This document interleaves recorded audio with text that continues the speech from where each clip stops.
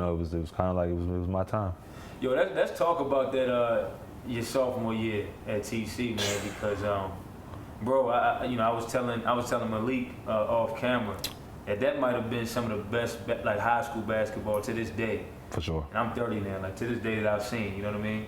I don't know if I don't know, and I'm not trying to I don't want to put today's competition down in any way, but I'm just saying I feel like the competition back then. Nah, high school basketball back then meant something. You know, high school basketball now it's more AAU. You know, right. It's more the glitz and the glamour. But for sure, high school basketball was that deal. Right. You know, and especially in the BCL. You know, BCL was always ranked as one of the top leagues on the East Coast, and really one of the top leagues in the country. Right. You had teams that had 3 to 4, sometimes 5 D1 players on the team, on the one squad, and sometimes all 5 starters went D1. Like I can say for sure, every year that I started at TC,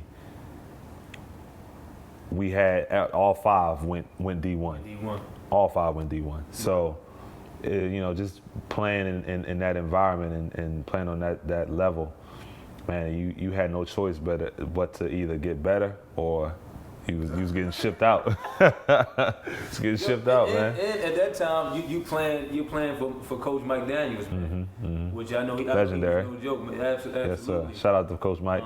In that year, bro, that particular year, it was so interesting, like to watch those games, like watching y'all play against Sean Mosley and St. Francis and those guys.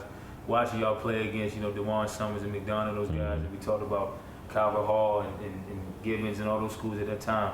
But, man, those were some competitive, intense games, man. You had, at that time, you had, obviously, you and Malcolm were like the two-headed monster. But I think some people might even forget, like, some of the talent that y'all had around you guys. Like, for sure. Karl at the one you were talking about. My sophomore year, I would say outside of my sophomore year and my senior year were probably the best teams that I had played on. My sophomore year, we had Karl, who was it was his senior year. He was a 4-year varsity starter. Right. He came in freshman year starting right away. You had Malcolm that transferred in our sophomore year. Nobody knew, summertime, nothing. Ended up having a disagreement at McDonough where he started off at, and ended up transferring to TC with us.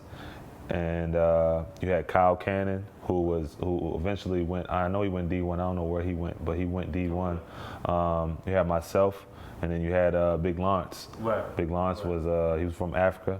Right. But he was. I used to carpool with this guy. Man, this dude, man. Lawrence was cool. Lawrence was cool, but he was a grown man. I know he was a grown.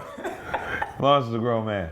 Right. But just playing on that team, and then we had Ronald Nicholson coming off the bench. We had Kimmy English coming off the bench. Right. We had Kenneth Perry coming off the bench.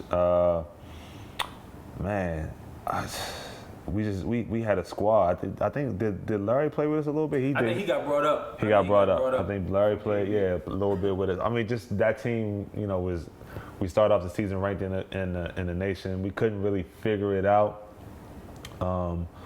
And to win the BCL, I think we lost in the championship with the BCL that year. But that team was talented, man. And like you said, especially even on paper, man. Like looking at y'all on paper, which is crazy. So well coached and just a talented team.